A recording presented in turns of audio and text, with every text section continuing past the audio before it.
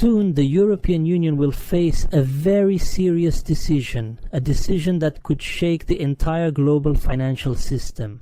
Europe is about to make a decision that will change all the rules of the game in this Russian-Ukrainian war, because the European Commission has presented two crucial options to ensure the continuation of this war in Ukraine.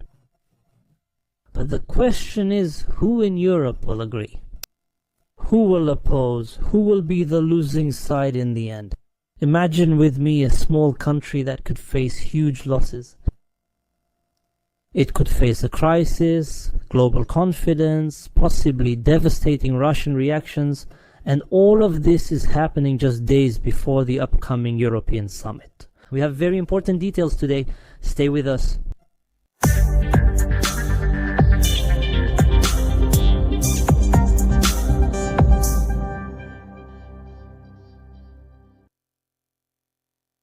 Dear viewers, peace be upon you and God's mercy and blessings, and welcome to our program today in this renewed meeting, God willing, from the series of episodes of Opinion Today. Dear viewers, at a time when everyone is waiting for positive results regarding Trump's plan for peace in Ukraine, things are going in the opposite direction. Things are heading in a completely different direction, which is that this war is continuing.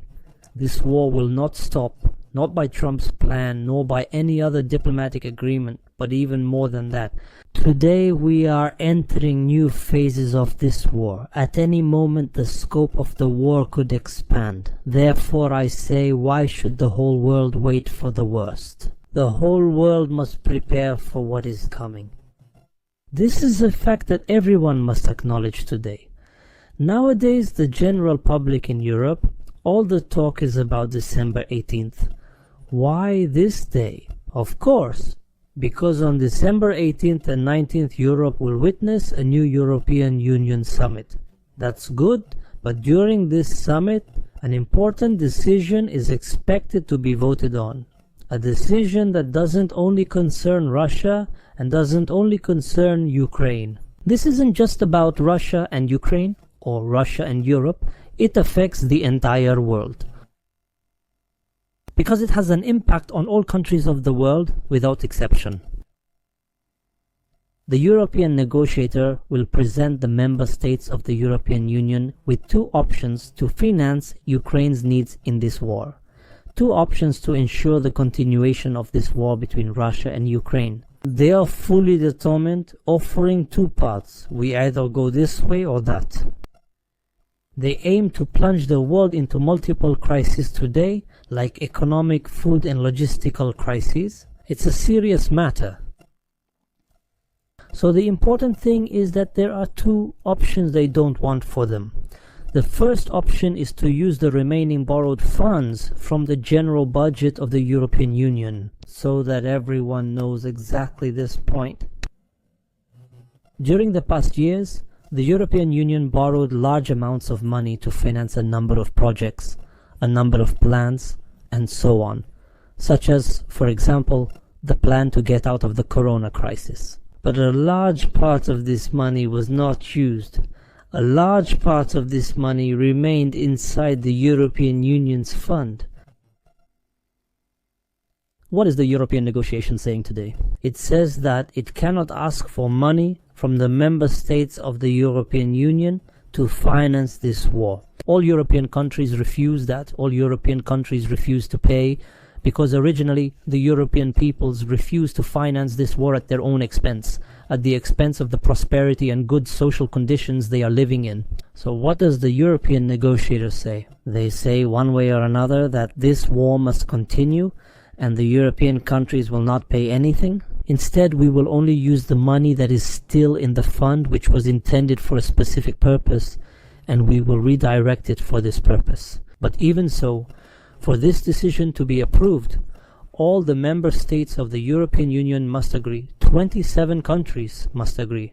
And there are countries like the Netherlands, Denmark, Sweden, Austria, countries that reject this option, that reject this method. These countries say that this money cannot be redirected to fund the war because in the end it is joint money. If we don't need it today, I mean as part of the previous plans that were in place before, we will need it to achieve new plans. But for it to go to fund a war that we have nothing to do with, that's not acceptable. For Europe, a war on Ukrainian territory, these countries reject that. There are other countries as well, like Hungary and Slovakia, that also reject this option. But for political reasons, these countries are against Ukraine, against this Ukrainian policy. So they say, we cannot agree to joint funds where we are a party to these funds.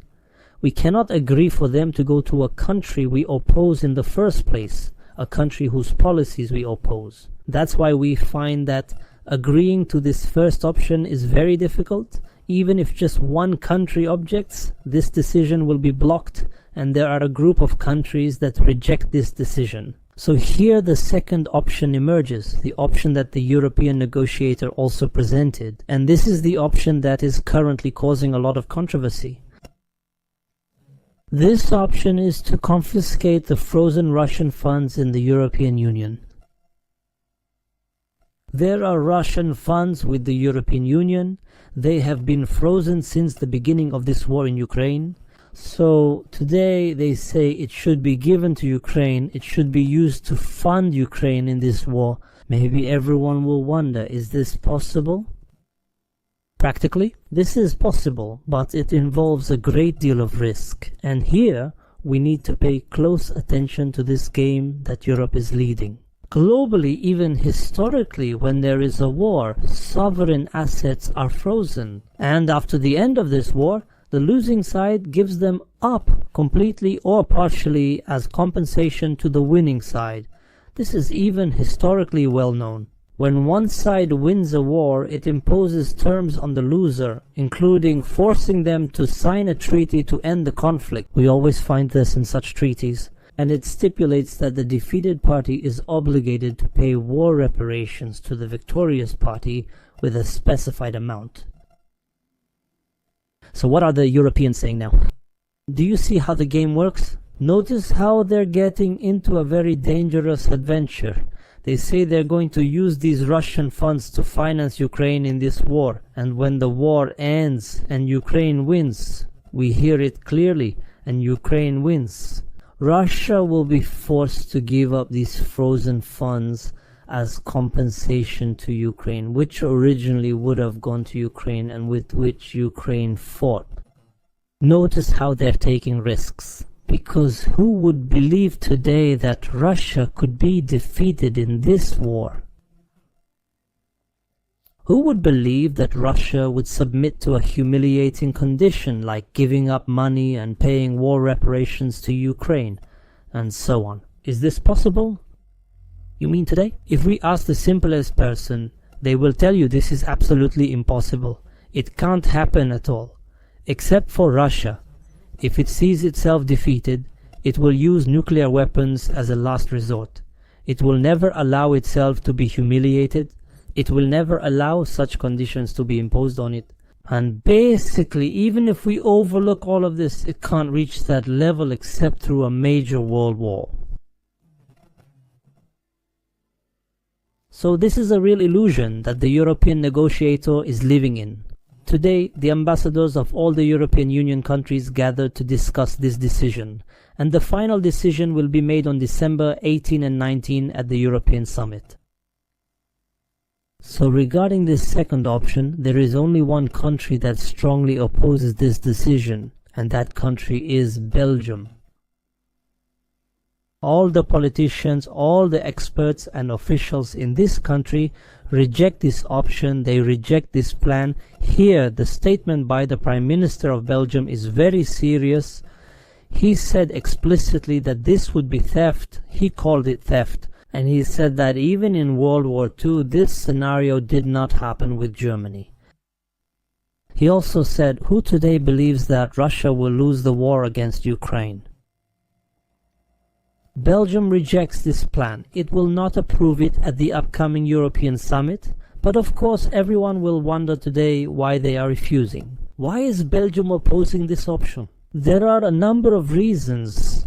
The first of these reasons is that a large part of these Russian funds is currently held in a Belgian financial institution called Euroclear.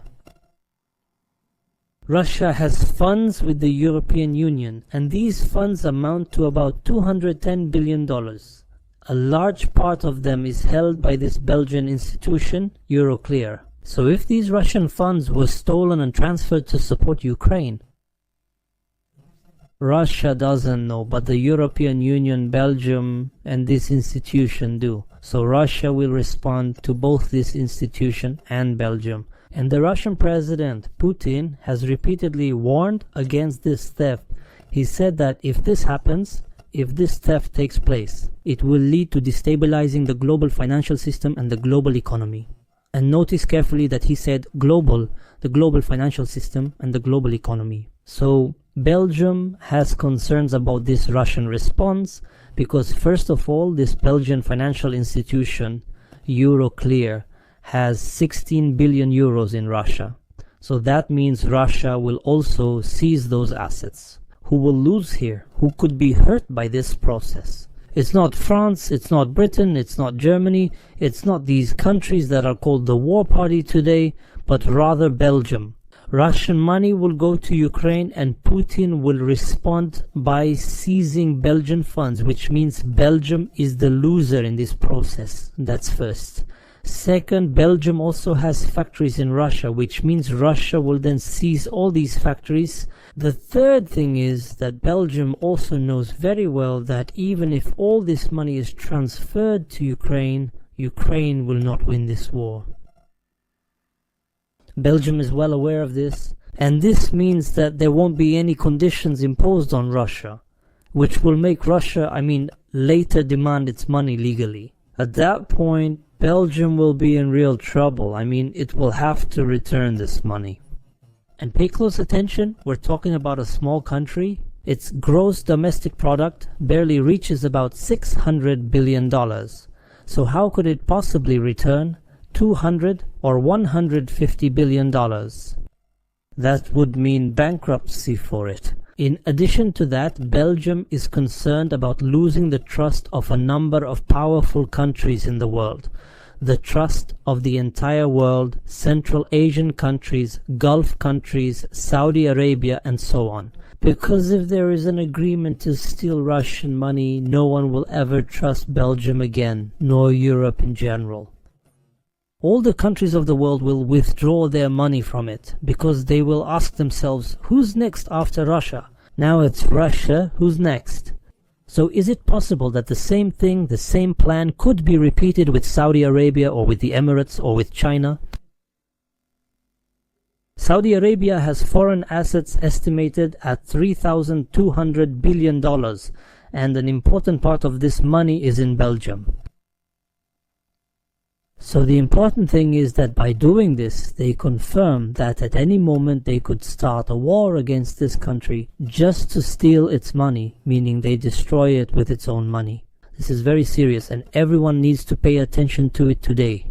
These rich countries need to be aware of this issue. Their money is abroad and it poses a great risk to them. Before anything else, the Belgian foreign minister has said it repeatedly. He said that Belgium will not allow the use of Russian funds, and then after that, Belgium was left alone to face such financial risks by itself. Therefore, there was a statement by the President of the European Commission, Ursula von der Leyen, who said that the new plan to confiscate Russian funds will provide guarantees this time. What are these guarantees?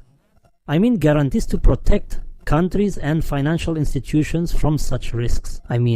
From any retaliatory action by Russia. Does this mean that the plan provides guarantees to Belgium? It means that if Belgian funds are frozen in Russia, the European Union will compensate Belgium for them if Russia does not lose the war. And if Russia demands to get its money back from Belgium, the European Union will intervene and help Belgium with that as well. Maybe these are the guarantees that Ursula von der Leyen is talking about. But despite these guarantees, Belgium says today that these guarantees must be in writing. They're not just verbal, not just announcements, not just press releases or press conferences, and so on. They say they must be written. They say history has proven twice that verbal guarantees are not considered final guarantees. The first time was with Greece. I think that was around 2008 and 2009 during the Greek economic crisis, when no one trusted that the European Union would intervene and stand by Greece. Because of what? Because there was no clear written guarantee. There were only verbal guarantees. And the second time was also with Spain, the crisis that Spain suffered from between 2010 and 2014, the real estate crisis and so on. No one trusted that the European Union would intervene to save Spain. So he says the same thing will happen today with Belgium. Without a written guarantee, everyone will flee from Belgium. No one will trust that the European Union will really stand with Belgium and not leave it to pay the bill alone. But in reality, even if the guarantee is written, it is still a very risky gamble. Because Russia is not Iraq, Russia is not Libya, Russia is not Venezuela. Because we are talking about a nuclear state, because we are talking about a country that has actually proven it has become militarily strong. Russia has returned once again, so everyone knows that this plan they want to use today against Russia is actually a successful plan. But with whom? With Iraq and Libya? They used it successfully against Iraq twice. The first time was in 1990, when they confiscated Iraq's funds and transferred them to Kuwait as compensation for the Iraqi invasion. The second time was after the fall of Saddam Hussein's regime. They also used it against Venezuela, transferring Venezuelan funds to the opposition of the Guaido government.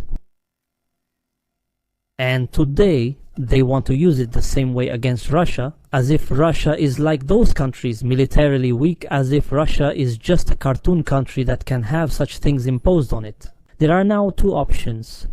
The first faces opposition from several European parties, while Belgium opposes the second. The European negotiator says Belgium has guarantees, and the decision will be clear on December 18. Today, the most important thing to take away from all this, and the most tangible, is that we are still very far from any agreement to stop the war. All roads today lead to more escalation, more tension. The war is ongoing and will continue until the time of the major war comes, which might be in 2028, maybe 2030, or maybe even before that. No one can say for sure. The important thing is that today the Europeans succeeded in thwarting Trump's peace plan. I hope you are all doing well. The upcoming changes are coming here. Dear viewers, don't forget to subscribe, hit the like button, and peace be upon you until we meet again.